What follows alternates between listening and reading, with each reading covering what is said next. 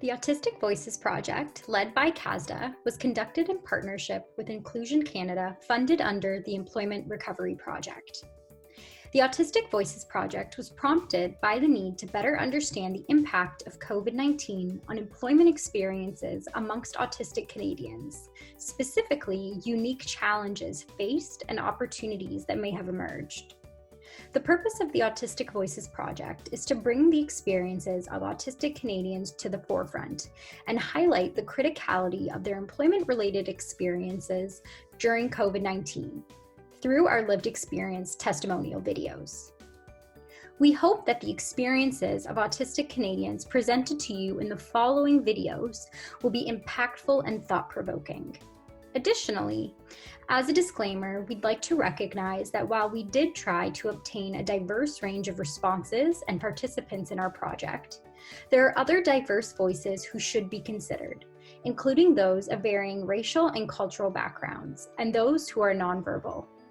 While we weren't fully able to capture this, their opinions are still salient and should be considered moving forward.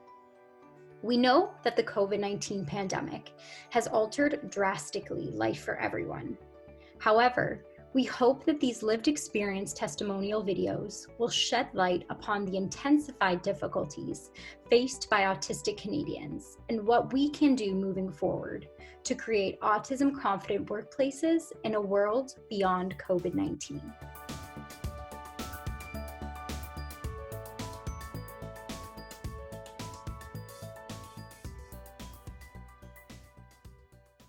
The only challenge is having to take transit. It's just sometimes on transit I see someone that doesn't have a mask on and it's kind of frustrating. It's one of my friends, she's having trouble finding another job, especially because she's with an employment agency which is trying to get her a job, but she doesn't want to do a lot of the jobs that they're trying to recommend for her right now because they're trying to recommend just entry-level cleaning jobs, which she said with mine and her skill set, we're capable of more than that. So not many places are even looking for any new employees because they can't afford it. Really. There was repeated difficulties with being able to use programs such as SharePoint and OneDrive with everybody. And we did have a couple of IT sessions over the summer in order to ensure that there was a smoother transition for everybody. And we have much more of a handle on it right now. And those programs and in what they could do have also expanded in the months that have happened, precisely because, as I said, more people have been having to work from home. There's also sometimes that even though it might be refreshing a lot of the time where you don't really have to dress up for work, there just can be times where you can feel maybe a little bit restless about that, and you might want to switch it up a little bit. And in fact, a couple of weeks ago, I did a little mini fashion show right here in my bedroom where I just felt so restless from everything I've been wearing the past few days that I ended up trying on each of my couple of dresses that I have in my closet and did a little mini fashion show and trying them on and seeing myself in the mirror for a few minutes. Communication with masks can be an issue because you've lost the pronunciation verbal, and that's probably one of the bigger ones for me at this point is being misheard.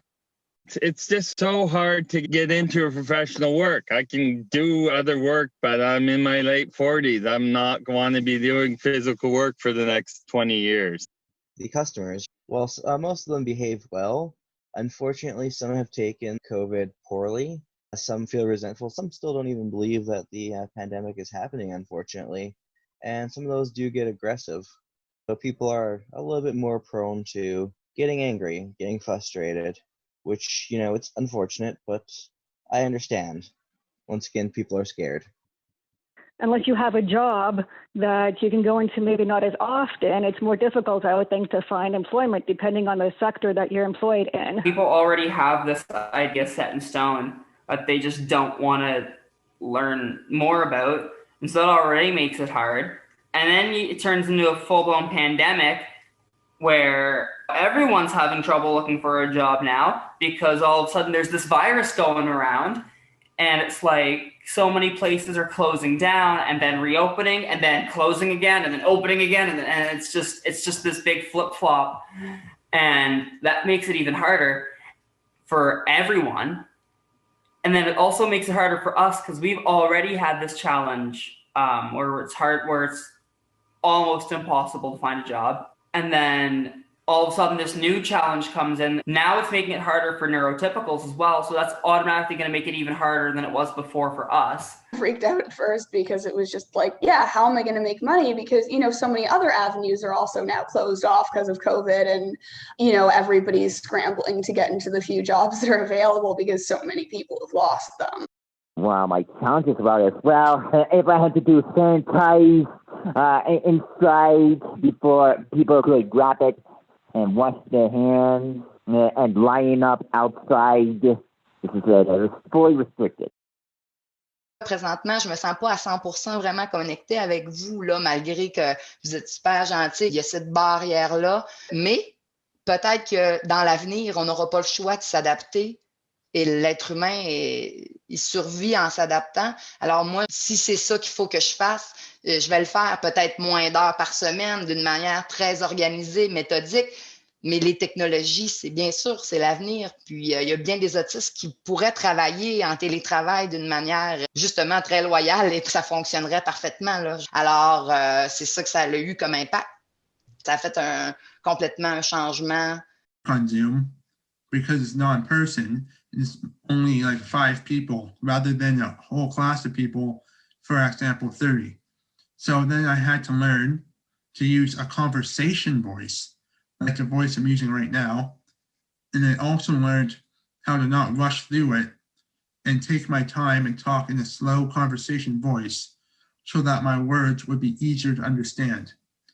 And that was a bit of a learning curve for me. Working with the public and just people not really following guidelines and physical distancing and wearing masks. It can be a little bit challenging, the situations that can arise when people don't feel like complying with those guidelines. And it's also on occasion with my colleagues even, because obviously there's no paid sick leave. The main difference I've seen with COVID is that the job market is currently quite a bit less dynamic. So I haven't been actively looking for graphic design work the way I normally do. I've just been doing the barista stuff.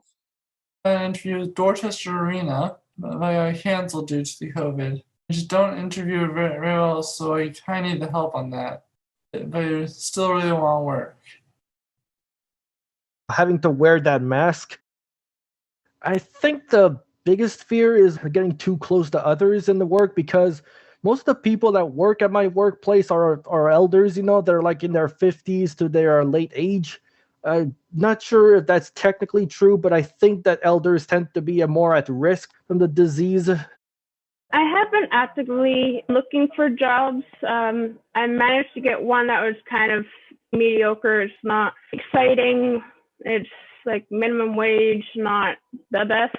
When I was working, first of all, the mask. And because I had to lift a lot of things, it was hard to breathe.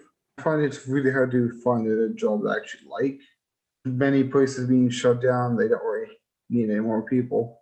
One other challenge I feel like I'm facing is sometimes the employer could be having like high expectations for you, and I know they're willing to give new people a try, but I think they want a more experienced person first before someone new. It has shown how much we rely on women in the workplace and in the home as well.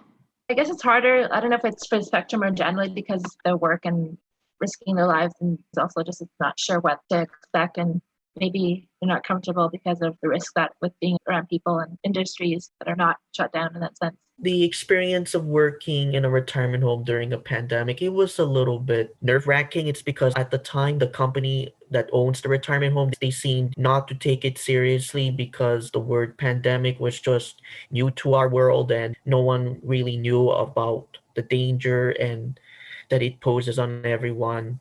The unemployment during this pandemic, it will really reveal the inequality between the 1% and the 99%. The pandemic brought light to so many issues that need to be fixed. Definitely not working from home, probably because everybody around here is kind of chaotic at the moment. So in my opinion, but Zoom kind of seems a lot easier for interview. It's been a kind of hit or miss. There have been, moments where it seems like there's like a sudden wave of these jobs that look really interesting. And I'm like, oh, I'm so excited about, the 5 or 6 of these jobs. This is fantastic. I can't wait to apply.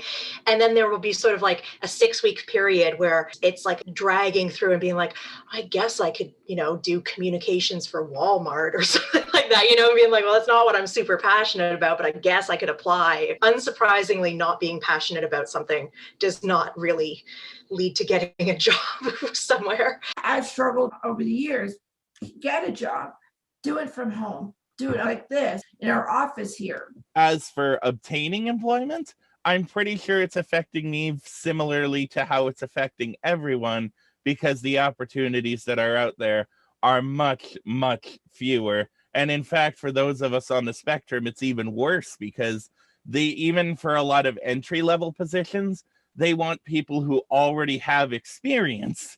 Yet, the reason we go for those positions is so we can gain the experience. So it's kind of a paradox there. Having to make the change to all virtual is still kind of hard. Yeah, I think I was just more able to get into the mindset of what I had to do when I was in the office. I would say that there's certainly gaps in terms of understanding and accommodating people